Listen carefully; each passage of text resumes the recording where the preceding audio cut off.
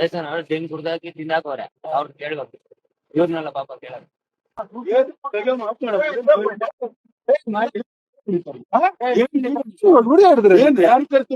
ನಾನು ಯಾರನ್ನು ಕರೆಸ್ತಾ ಇಲ್ಲ, ದುಡ್ಡು ಕೊಡ್ತಾ ಇದ್ದೀನಿ. ಎಂಟು ಹತ್ಕೊಂಡು 6 ಲಕ್ಷಕ್ಕ ಪೈಸೆ ಕೊಟ್ಬಿಡ್ತಾರೆ 6 ಲಕ್ಷ ರೇಷನ್ ನಿಮ್ಗೇನ್ ಮಾಡಿದ್ದೀರಾ ಅದನ್ನ ಅದನ್ನ ಇವ್ರನ್ನೆಲ್ಲ ಕೇಳ್ಬೇಕು ಉಸಿರಿ ಮಾಡೋರು ನಾವು ಕೇಳ್ಬೇಕು, ನಾವು ಬೇರೆಯವ್ರನ್ನ ಅರ್ಥ ಆಯ್ತಾ? ನನಗೆ ರಿಸಿಪ್ಟ್ ಕೊಟ್ಟಿದ್ಯಾ? ಅಭಿವೃದ್ಧಿ ಏನ್ ಮಾಡ್ಬೇಕು? ಎಷ್ಟು ಲಕ್ಷ ಕೊಟ್ಬಿಟ್ಟಿದ್ಯಾ? ನಾನೇನು ಕೊಡ್ಬೇಕು? ಇನ್ನೇನು ದೇವಸ್ಥಾನ ಅಂತೇಳಿ ಒಂದು 4 ಜನ ಚೆನ್ನಾಗಿದೆ ಪರವಾಗಿಲ್ಲ ಅಂತೇಳಿ ಬರ್ತಾ ಇದ್ರೆ ನೋಡೋದಕ್ಕೆ ಅಂತ ಹೇಳಿದ್ರೆ ಆ ಜನಗಳನ್ನ ತುಳಿಯೋ ಅಂತ ಮಟ್ಟಕ್ಕಿದ್ದಾರೆ ಸರ್ಕಾರ ಮಾಡ್ತಾ ಇದ್ದಾರೆ.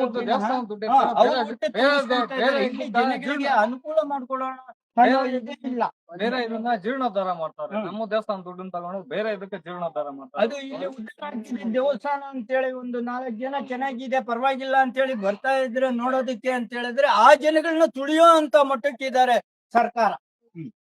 ಸರ್ಕಾರ ತುಳಿಯೋದೇನು? 10 ರೂಪಾಯಿ ಕೊಡಿ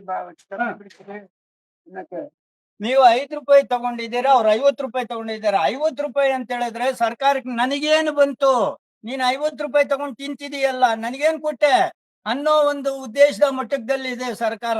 ಇಲ್ಲಿ ಇದನ್ ಮಾಡಿ ಅಭಿವೃದ್ಧಿ ಮಾಡೋಣ ಅಂತೇಳಿ ಇಲ್ಲ. 5 ರೂಪಾಯಿ ಅಲ್ಲ 10 ರೂಪಾಯಿ ಅಲ್ಲ, ಬಂದವರಿಗೆ ಒಳ್ಳೆ ಜಾಗ ಇದು ನೋಡ್ಕೊಂಡು ಹೋಗ್ತಾರೆ ಅಂತ ಹೇಳಿದ್ರೆ 5 ರೂಪಾಯಿನ 50 ರೂಪಾಯಿ ಮಾಡ್ತಾರೆ.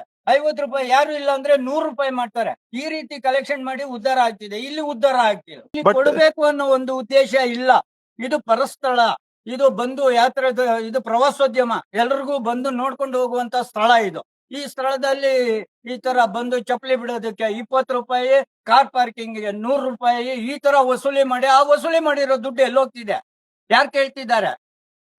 ಯಾವ ದುಡ್ಡೆಲ್ಲ ಸರ್ಕಾರಕ್ಕೆ ಹೋಗ್ತಿದ್ಯಾ? ಅಲ್ಲ ಟೆಂಡರ್ ಹಾಕಿರೋರು ಅವ್ರು ತಿಂತಾ ಇದಾರ? ಅದನ್ನ ಕೇಳೋರು ಯಾರು ಇಲ್ಲ. ಈಗ ಅವ್ರು ಕೊಟ್ಟಿದ್ದು ಬಿಲ್ಲು, ಇವ್ರು ತಗೊಂಡಿದ್ದು ದುಡ್ಡು. ಈಗ ಅವ್ರು ಕೇಳಿದಕ್ಕೆ ಏನ್ ಹೇಳ್ತಿದ್ರು? ನಾವು 6 ಲಕ್ಷ ಕೊಟ್ಟು ಬಂದಿದ್ದೀವಿ, ನಾವು ಬಿಲ್ ತಗೊಳ್ಳೇಬೇಕು ಅಂತ ಹೇಳ್ತಾರೆ.